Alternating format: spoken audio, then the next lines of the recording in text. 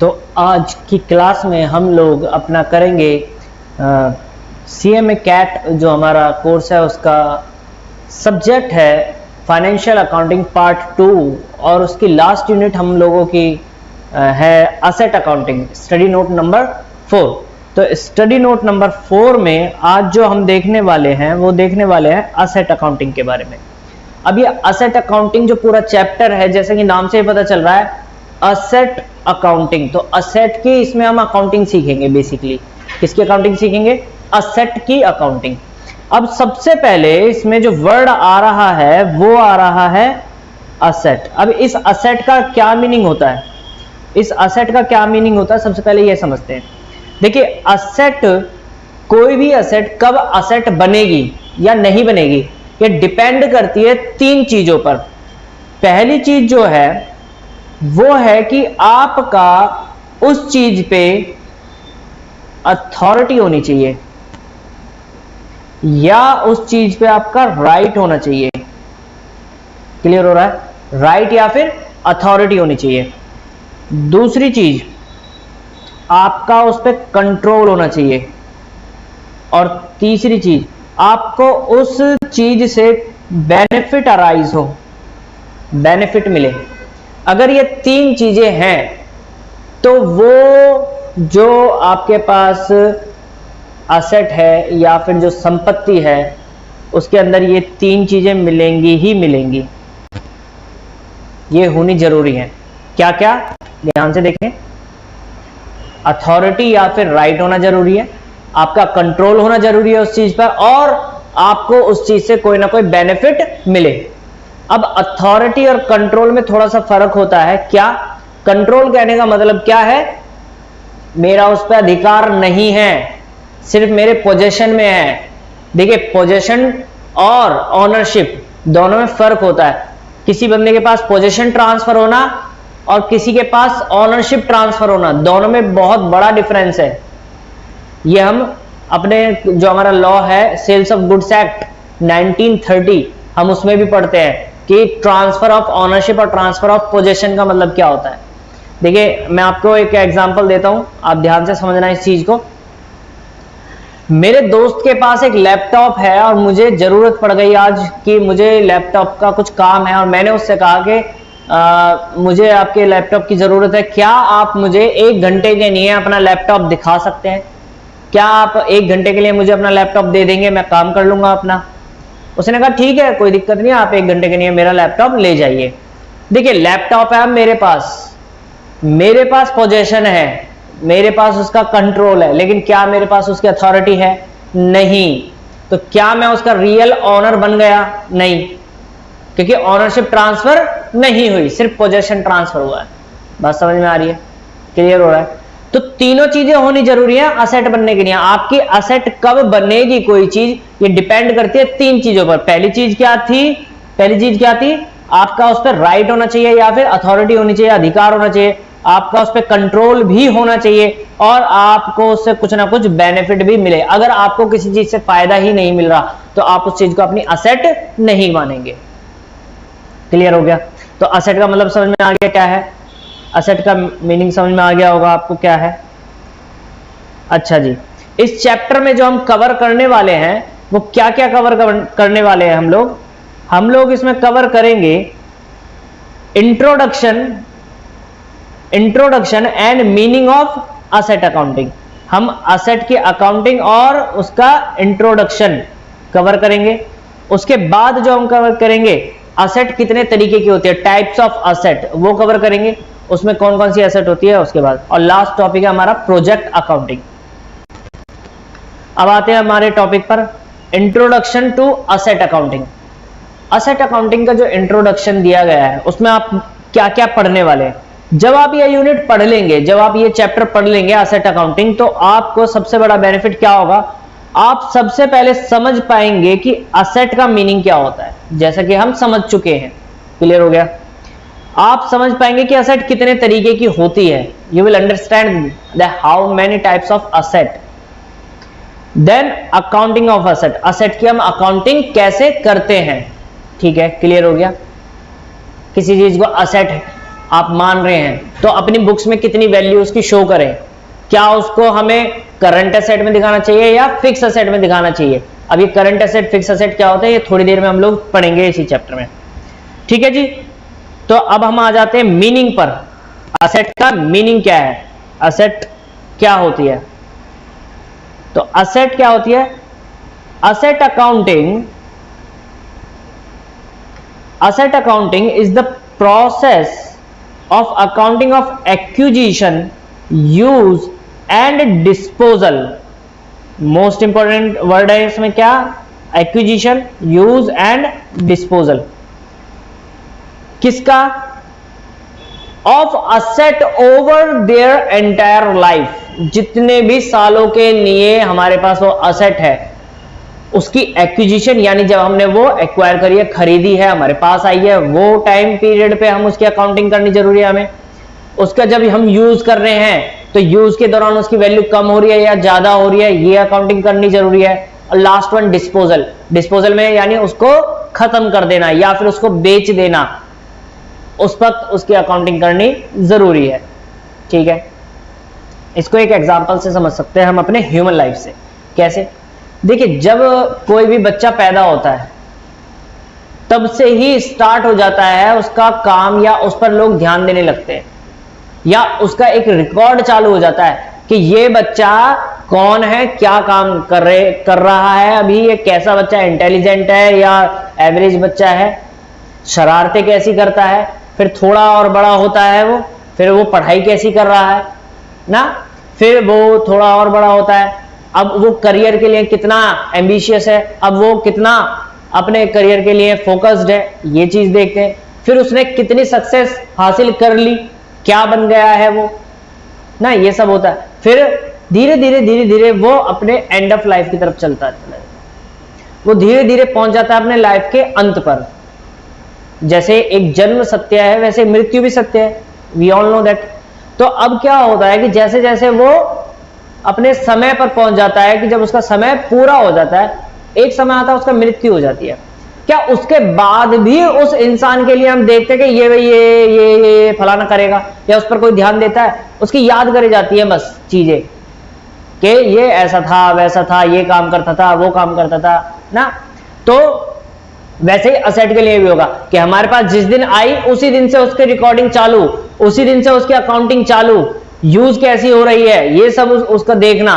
फिर जब हम उसको लास्ट में खत्म करेंगे, बेचेंगे, तो वहां तक हम अकाउंटिंग करेंगे और उसके बाद खत्म। ठीक है, देन असेट का काम क्या होता है? असेट का काम क्या होता है, ध्यान से देखिए। It aims at the recording and reporting of financial information related to the business financial statement. क्या मीनिंग है इसका? देखिए, इसमें सबसे ज्यादा जो जरूरी चीज है वो ये है कि हम इसकी रिकॉर्डिंग करते हैं, फिर इसको रिपोर्टिंग करते हैं। किसमें? देखिए, असेट दिखाई जाती है बैलेंस शीट में। असेट कहां दिखाई जाती है? बैलेंस शीट में। और बैलेंस शीट एक फाइनेंशियल स्टेटमेंट होती है। क्या होती है? फाइनेंशियल स्टेटमेंट, जो किसी भी बिजनेस की फाइनेंशियल स्ट्रेंथ की इंफॉर्मेशन प्रोवाइड कराती है टू द डिफरेंट पार्टीज। जो भी उसके यूजर्स हैं, जो भी उसको पढ़ेगा, जो भी बैलेंस शीट को पढ़ेगा, वो एकदम से ये पता लगा लेगा कि हाँ, इस कंपनी की या इस ऑर्गेनाइजेशन की जो फाइनेंशियल स्ट्रेंथ है वो कैसी है। क्लियर हो रही है? तो वैसे ही यहां पर क्या कहा गया है कि भाई रिकॉर्डिंग करी जाएगी, रिपोर्टिंग करी जाएगी और उस असेट को दिखाया जाएगा फाइनेंशियल स्टेटमेंट में। लेकिन ये जो होगी ये फाइनेंशियल इंफॉर्मेशन कहलाएगी। अब ये फाइनेंशियल इंफॉर्मेशन कहने का मतलब क्या है? देखिए, अकाउंटिंग का सीधा सा मतलब होता है कि पैसे या फाइनेंशियली अगर हम कोई रिकॉर्डिंग करते हैं, प्रॉपर सिस्टमैटिक रिकॉर्डिंग करते हैं, तो हम उसे अकाउंटिंग के नाम से जानते हैं। वैसे असेट को भी फाइनेंशियल ट्रांजैक्शन माना जाएगा। असेट का जो रिकॉर्डिंग करी जाएगी वो बैलेंस शीट में करी जाएगी। अब बैलेंस शीट जो बताती है वो सारी असेट्स के बारे में बताती है। अकाउंटेंट्स को ये बहुत जरूरी चीज है कि वो असेट को ध्यान से पढ़े, असेट का मीनिंग समझे, फिर उसको सेग्रीगेट करे। मतलब कौन सी एसेट कहां पर जाएगी, क्या वो करंट एसेट बनेगी या फिक्स एसेट बनेगी, ये जानना बहुत ज्यादा जरूरी है। ठीक है जी। तो अगर हम अकाउंटिंग इक्वेशन देखें तो आप सबको पता है अकाउंटिंग इक्वेशन क्या होती है। हम सब जानते हैं अकाउंटिंग इक्वेशन क्या होती है। Asset is equals to liability plus capital या ऑनर्स इक्विटी, इसको हम कैपिटल भी बोलते हैं। Clear? Asset is equal to liability plus capital या फिर ऑनर्स इक्विटी। अब आ जाते हैं हम हमारे टॉपिक पर। मेन जो असेट के बारे में अभी हमने जितना भी सीखा है, असेट की कितने टाइप्स होती हैं, टाइप्स ऑफ असेट। तो बेसिकली असेट दो तरीके की होती है, एक होती है करंट असेट और दूसरी होती है फिक्स्ड असेट। एक क्या होती है? करंट असेट और एक होती है फिक्स्ड असेट। या फिर फिक्स्ड असेट को हम लोग एक और नाम से जानते हैं, उसको बोला जाता है नॉन करंट असेट। क्या बोला जाता है? Non current asset. Fixed asset बोलो या फिर नॉन करंट असेट बोलो, मीनिंग एक ही है, करंट असेट और नॉन करंट असेट या फिर करंट असेट और फिक्स्ड असेट। क्लियर हो गया? अब ये करंट असेट क्या है और फिक्स्ड असेट क्या है? असेट कितने तरीके की होती है? दो तरीके की, करंट असेट और फिक्स्ड असेट। अब करंट असेट क्या होती है? देखिए करंट असेट क्या होती है। दोज असेट, कौन सी असेट? जो कि सर्कुलेट करे capital of the business, circulate करे capital of the business. They replaced frequently और converted into cash during the course of business. अगर during the course of business कहने का मतलब ऑपरेटिंग साइकिल। क्या मतलब है इसका? During the course of business का मतलब क्या है? Operating cycle. ऑपरेटिंग साइकिल कहने का मतलब हमने कैश लगाया बिजनेस में, रॉ मटेरियल खरीदा, रॉ मटेरियल को मैं प्रोडक्शन में लगा दिया, वहां से माल तैयार हुआ, हमारा जो गुड्स है वो तैयार हुआ, फिर हमने उस गुड्स को मतलब वो फिनिश गुड्स में अब कन्वर्ट हो चुका है, फिनिश गुड्स को मैंने सेल आउट कर दिया, फिर वहां से मेरे डेटर्स बने, उधार में बेचा, डेटर्स बने। एक टाइम ऐसा आएगा जब डेटर्स हमें पैसे दे देंगे, तो जो हमने पैसा लगाया था उसको कैश में दोबारा कन्वर्ट होने में जो टाइम लगेगा उसको ऑपरेटिंग साइकिल बोला जाता है नॉर्मली। तो यानी हमारे मेन बिजनेस से रिलेटेड जो भी एक्टिविटीज हैं वो ऑपरेटिंग नेचर की कहलाती हैं, और ये जो करंट असेट होती हैं ये यूज होती हैं नॉर्मली, बेसिकली, जनरली किसमें? हमारे कोर्स ऑफ बिजनेस में, यानी जो हमारा मेन कोर्स है, मेन हमारा जो बिजनेस है उसमें। These assets are cash and other asset expected to be converted to cash or consumed either in a year, most important चीज, in a year, in operating cycle, whichever is less। या तो उसको हम cash में convert कर दें या फिर उसको कंज्यूम्ड कर लें उस असेट को एक ऑपरेटिंग साइकिल के अंदर। दोनों में से जो पहले होगा उसी को हम अपना करंट पीरियड मान लेंगे और उसी को करंट असेट बोला जाता है। अब मैं इसको डिफाइन कर देता हूं क्लियरली, आपको अगर नहीं क्लियर हुआ है तो।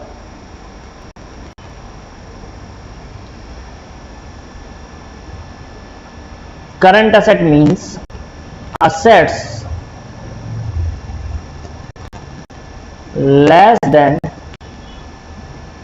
1 year। एक साल से कम के लिए जो असेट मानी जाएगी उसको करंट असेट बोला जाएगा।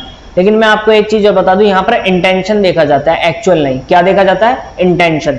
तो asset less than for 1 year, अगर असेट आपके पास एक साल से कम के लिए है, आपका इंटेंशन है कि एक साल के अंदर अंदर इसको यूज कर लेंगे, तो वो क्या कहलाएगी? Current asset.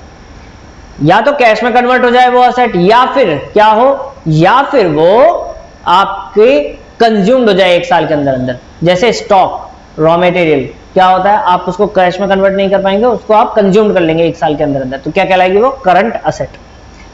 समझ में आ गया? करंट असेट का मीनिंग क्लियर हो गया। करंट असेट क्या होती है? जो असेट एक साल से कम के लिए है वो क्या कहलाएगी? Current asset. उसके बाद आते हैं अपने फिक्स्ड असेट के ऊपर। अब ये फिक्स्ड असेट क्या होती है? फिक्स्ड असेट सीधी सी बात है, सेम टू सेम अपोजिट है। जैसे करंट असेट थी 1 साल से कम के लिए, फिक्स असेट है 1 साल से ज्यादा के लिए। For more than 1 year, for more than 1 year, अगर शॉर्ट टर्म पीरियड से ज्यादा है। देखिए 1 साल से कम के पीरियड को हम शॉर्ट टर्म पीरियड बोलते हैं और 1 साल से ज्यादा के पीरियड को हम लॉन्ग टर्म पीरियड बोलते हैं। तो फिक्स असेट बेसिकली क्या होती है कि वो असेट जो बिजनेस को चलाने में हेल्प करेंगी लेकिन 1 साल से ज्यादा के लिए है वो असेट आपके पास, ठीक है। जैसे कि कुछ मैंने इसमें एग्जांपल्स लिख रखे हैं, आपको वो समझ में आ जाएंगे। अच्छा, फिक्स असेट जो होती है ना, फिक्स असेट 2 तरीके की होती है, एक टेंजिबल फिक्स असेट और एक इंटेंजिबल फिक्स असेट, ठीक है। और एक होती है इन्वेस्टमेंट। इन्वेस्टमेंट को हम बिल्कुल अलग रखते हैं, ये इसको हम लॉन्ग टर्म इन्वेस्टमेंट या शॉर्ट टर्म इन्वेस्टमेंट जो भी आप बोलो। अगर शॉर्ट टर्म इन्वेस्टमेंट है तो करंट असेट बन जाएगी और लॉन्ग टर्म इन्वेस्टमेंट है तो आपकी फिक्स असेट बन जाएगी। अब ये टेंजिबल असेट और इनटेंजिबल असेट का मतलब क्या है? टेंजिबल असेट का मतलब होता है जिन असेट को हम देख सकते हैं और छू सकते हैं, तो उसको क्या बोला जाएगा? Tangible fixed asset. और जिन असेट को हम देख नहीं सकते और छू नहीं सकते तो उनको क्या बोला जाता है? Intangible fixed asset.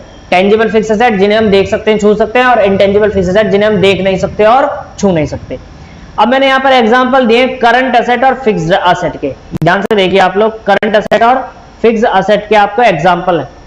सबसे पहला करंट असेट में देखिए क्या है? Cash and cash equivalent. Cash और उसके बराबर की जो चीजें, जैसे बैंक बैलेंस हो गया।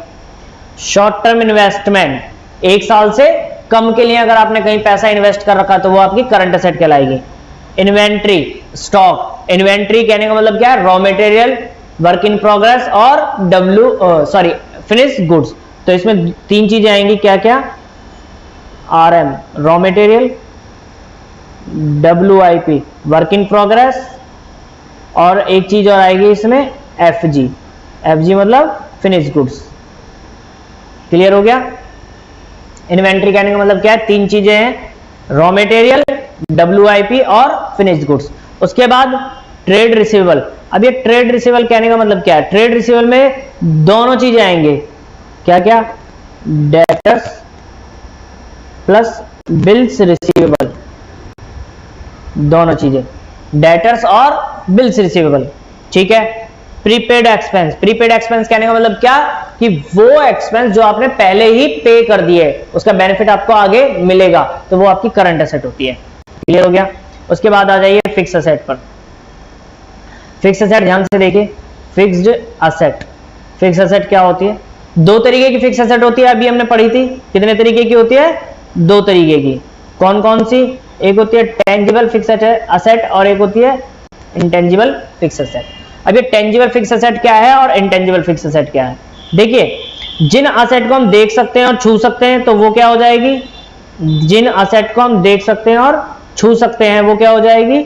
Tangible fixed asset. और जिन असेट को हम देख नहीं सकते और छू नहीं सकते तो intangible fix asset. Land and building. Land and building को आप देख सकते हैं, छू सकते हैं, बिल्कुल फिक्स असेट है क्योंकि 1 साल से ज्यादा के लिए ही होती है।